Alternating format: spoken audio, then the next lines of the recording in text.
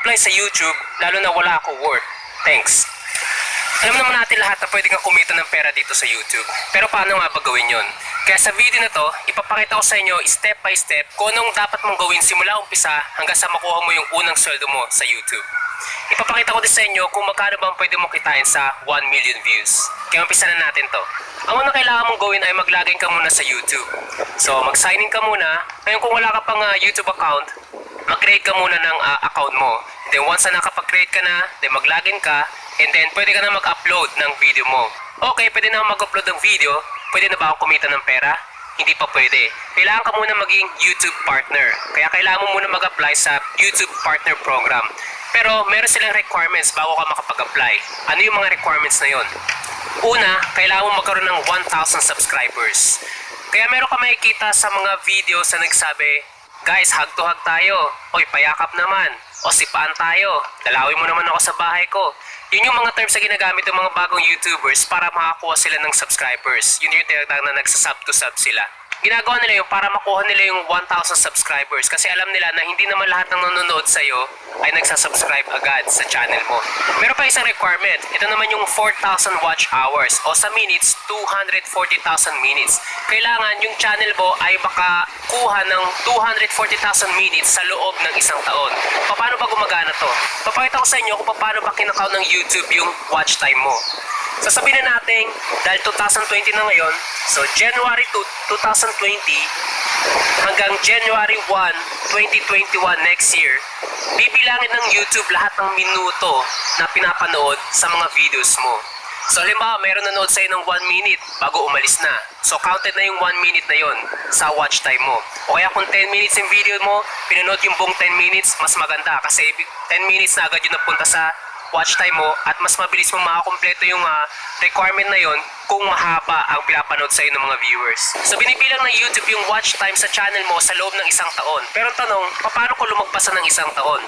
So ganito naman yon. So sabihin natin, January 2 ka, 2020, una nag-upload ng video at merong 3,999 hours yung na-accumulate ng video na yon nung January 2. Pero sabihin natin na after nung January 2, wala nang nanood sa video mo o sa channel mo kahit isa.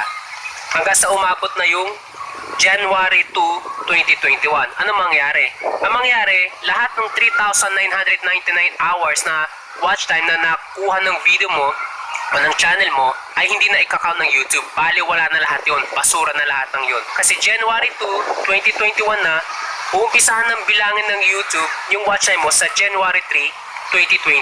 So yung January 2, 2020 mo, lahat yun wala na. So unti-unti umuusod yung pagbilang ng YouTube sa watch time mo. Meron nung kakilala na wala pang 1 week simula nag-umpisa siya mag-YouTube, nakuha niya na agad yung 4,000 hours na watch time. Meron din naman akong kilala na mahigit isang taon na lumipas, hindi niya naabot yung 4,000 hours na yun. Kaya ano ba yung mga nagka-count sa watch time? Una, public videos. Ito yung mga nakikita mo sa YouTube, di ba? Ano man pinapanood sa channel mo, nagka-count yun sa watch time mo. Ganon din yung mga live stream. Kapag meron nanonood habang naka-live ka, nagka-count din yung sa watch time mo. Pati yung unlisted video. Unlisted video, nasa YouTube na siya, pero hindi yung nakikita ng kahit na sino. Pwede na lang yung mga sisendan mo ng link ng video na yon. Sino mang makiklik sa link na yon, manonood, magka-count yun sa watch time mo. Pero yung mga private videos, hindi yun counted. At saka yung mga deleted videos. So alam ba yung video mo nakakuha na ng 1,000 hours yung isang video na yon. Pero pag dinelete mo yun, lahat ng 1,000 hours mo doon, mawawala na. Kaya huwag kang basta-basta mag-delete ng video kung hindi mo naman kailangan talaga i-delete. Paano mo mag-apply sa YouTube Partner Program? So gagawin mo, so once na nakalagin ka na sa YouTube account mo, punta ka sa YouTube Studio o sa Creator Studio. Pag nandun ka na, punta ka lang doon sa may bandang kaliwa, i-click mo doon sa monetization. Ito yung makikita mo kapag di ka pa eligible. Makikita mo kung ilan na yung subscribers mo, tsaka makikita mo kung ilan na yung watch hours mo. Pero kapag kinilik mo tong notify me when I'm eligible, sesendan ka nila ng email kapag eligible ka na. Mas maganda to kasi yung sa akin noon, wala pang ganito. Kaya kailangan ko pang i-check kung naabot ko na ba yung 4,000 hours na watch time. And then, tsaka ako nag-apply. Pero this time, pwede mo na i-click to bago sila na mismo bang na-notify sa'yo kapag ka-eligible ka na. Kapag na-meet mo na yung requirement, ipaprocess na ng YouTube yun, sasabihin nila, pwedeng umabot up to 1 month yung pagpaprocess sa application mo bago ka ma-approve. Pero sa case ko, simula nung nag-apply ako, mga 3 days lang na-approve na ako. Ang next step na gagawin mo ay maglalagin ka sa Google AdSense. Ililink mo yung YouTube channel mo dito sa Google AdSense account mo.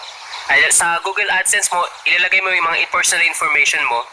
So, name, address, at pati yung method na kung paano mo gusto matanggap yung sweldo mo. Yung iba sa Pilipinas, alam ko, Western Union yung pinipili nila. Sa case ko, bangko. Kapag lalagay mo yung address mo, make sure yun yung permanent address mo. Kung may plano kang lumipat, pag-isipan mo maigi ko yung address na ilalagay mo. Kasi kung hindi ako nagkakamali, hindi ako sigurado, pero kung hindi ako nagkakamali, kung ano yung nilagay mo address, yun na yung address na yun, hindi mo na pwedeng palitan yun. Merong isang malaking YouTuber na nag-contact sa akin noon kasi nakita niya na taga-Canada ako bago lumipat ako dito sa Japan. Nag-message siya sa akin, sabi niya, paano mo pinalitan yung address mo? Pero sabi ko sa kanya, hindi ako nagpalit ng address kasi nung nasa Canada pala ako, doon ako nag-apply, nilagay ko ng address ay yung address namin dito sa Japan. Kasi nga alam ko, lilipat ako, di ba? Kaya hindi na ako nagkaroon ng problema sa pagpapalit ng address. Siya kasi, dahil malaking YouTuber na siya, meron siyang 1.4 million subscribers noon. Nagbayad daw siya sa Canada ng $120,000 para sa tax sa loob na isang taon. So sabi niya po 40 to 45% daw nung kinita niya sa YouTube, binayad niya. Kaya sabi niya gusto niya daw lumipat sila sa Pilipinas kasi daw sa Pilipinas mas maliit daw yung tax. Hindi ko sure kung ilang percent pero mas malaki yung magiging kita nila, di ba? Kaysa naman mabayad sila ng malaking tax sa Canada. Anyway, nabanggit ko lang para i-consider nyo kung sakali may plano kayong lumipat. Once na set up mo na yung Google AdSense mo, magre-request ka sa kanila ng PIN. Hindi sa YouTube kundi sa Google AdSense. Then sasabihin nila maghintay ka lang ng mga 2 weeks, then marireceive mo na yung PIN. Kapag na-receive mo na, mag-login ka ulit sa Google AdSense mo and ilagay mo kung ano yung PIN na natanggap mo. Then dahil ako, pinili ko ipadala nila sa bank account ko dito sa Japan, yung kikitain ko sa YouTube. So magsisend sila sa'yo ng maliit na amount lang. Sa case ko, 4 cents. So nagpadala sila ng 4 cents and then nung natanggap ko na yung sa bank account ko, nag-login ulit ako sa Google AdSense ko at nilagay ko doon kung magkano yung natanggap ko. And then tsaka nila ngayon ipapadala yung sweldo mo sa YouTube. By the way, meron ako ibang napanood sa YouTube na nag-request sila ng PIN sa Google AdSense at hindi daw nila agad natanggap. Yung isa sabi, 3 beses daw siya nag-request. Hindi ko alam kung bakit hindi nila natatanggap. Pero kung sobrang tagal mo na naghihintay, mag-request ka lang ulit. Ang maganda naman dito sa Google, mabilis sila mag-respond sa mga ganitong mga email. Nung na-verify ko na pala yung amount at pinadala nila sa akin yung 4 cents, then tsaka nila pinadala yung buong sweldo ko, yung unang sweldo ko noong October. Dahil na-approve ako sa YouTube Partner Program noong October 15, so kumita ako simula October 15 hanggang October 31. Ang kinita ko ay 7,500 pesos. Pero nung buong November, mas maliit ang konti yung kinita ko, yun yung pangalawang sweldo ko, 6,900 pesos, mga ganon. Pero noong December, mas malaki yung kinita ko, dahil dito sa video na ginawa ko, about kung paano ko nakilala o na-meet yung asawa ko, nakakuha to ng 1 million views nung December. At gusto ko i-share sa inyo para lang magkaroon kayo na idea kung magkano pa pwede mo kitain sa 1 million views. Kumita to nung December ng $1,624 US dollars. So sa peso, 82,500 pesos. Ang kagandahan dito sa YouTube, once na na-upload mo na yung video mo at wala namang problema sa video na yun, di ba? Mag-stay na dyan forever yan. Kaya kahit na kumita na ako noong December dahil dyan, patuloy pa rin ang kikita sa mga susunod na buwan dahil dito. Dahil maraming views na nakuha nitong video nito noong December, malaki yung kinita ko. Noong December, kumita ako ng $2,852 US dollars. O sa piso, 144,900 pesos. Pero dahil ngayong January, hindi naman ganun karami nanonood ng video na to o nanonood sa channel ko. Ngayong January, higit na mas maliit na yung kikitain ko kumpara nung December. Kaya yung kikitain mo sa YouTube, hindi rin naman pare-pareho. Depende nga kasi kung gano'ng kadami nanonood sa mga videos mo, di ba?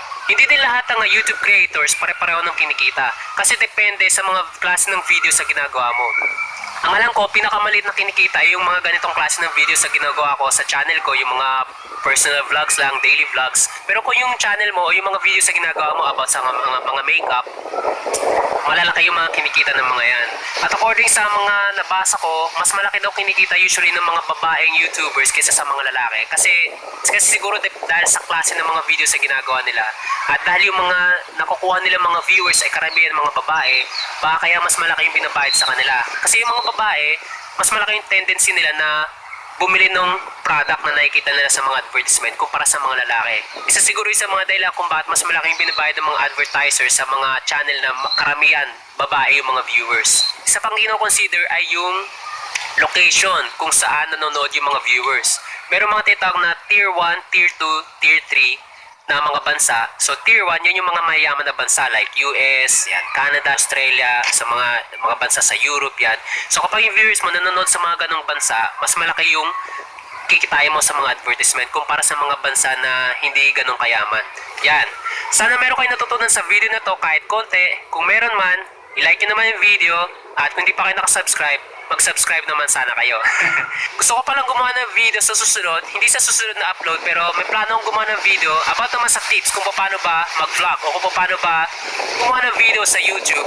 Ayun naman ang experience ko lang, nasa tingin ko nga maaaring makatulong sa mga gusto sa inyo na gustong mag-start kung paano ba gumawa ng videos dito sa YouTube. Kaya abangan nyo sana yun guys. Kita-kits na lang ulit next time.